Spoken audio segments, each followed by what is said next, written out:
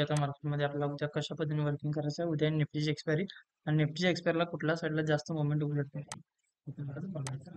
तर एक्झॅक्टली आपण काल ज्या पद्धतीने प्रिडिक्शन केलं होतं किंवा कालच्या पद्धतीने आपण व्ह्यू जे होता त्या पद्धतीने बँक निफ्टी आणि निफ्टीनं तर प्रॉपर असं वर्किंग केलंय. आपला एकच व्ह्यू होता की इथून फुटला आहे आणि मार्केट बरोबर त्याच दरम्यान इथं फुटला कन्वर्ट झाला होतं. तीच कंडिशन आहे तशी माझी कंटिन्यू आहे. उद्या आपण ह्या दरम्यान कॉल साईडला विचार करणं थोडं जरासं रिस्की राहू शकतंय.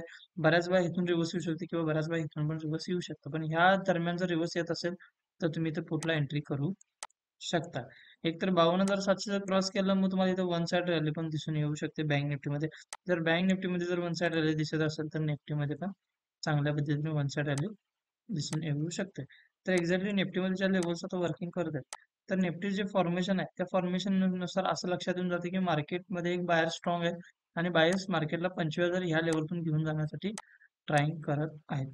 पण एक्झॅक्टली बजेट आलंय मग त्या बजेटचं मुवमेंट एकतर जसं आपण प्लॅनिंग केलं तसं 25,000 ह्या लेवलपासून मार्केट रिव्हर्स येईल. एकतर मार्केट जरासं अप मुवमेंट जोरात दाखवून असे एक दोन्ही कंडिशन मध्ये काहीतरी होऊ शकते. एक्झॅक्टली इथं पण डोजी आणि परत इथं पण डोजी दाखवलेला आहे मार्केटनं.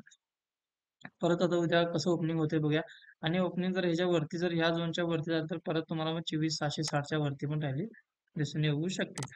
अजून एक गोष्ट अशी की मार्केटमध्ये ज्या आपण ह्या लेवल ड्रॉ केल्या ह्या लेवलनं एक जर ट्रेड जर तुम्ही घेतलं तर दुसऱ्या लेवलला परत एंट्री करू नका. फर्स्ट जर एखादी लेवल वर्किंग केली तर दुसऱ्या पण होता. पण रिस्क कधी घ्यायचं नाही. रिस्क रिवॉर्ड रेशियोच्या हिशोबाने कॅल्क्युलेट करत चला आणि आपलं जर प्रिडिक्शन तुम्हाला जर आवडत असेल किंवा ह्या ज्या लेवलचं प्रॉपर असं वर्किंग करत तुम्हाला जर वाटत असेल तुमच्या फ्रेंड सर्कलमध्ये आपलं पेज शेअर करा.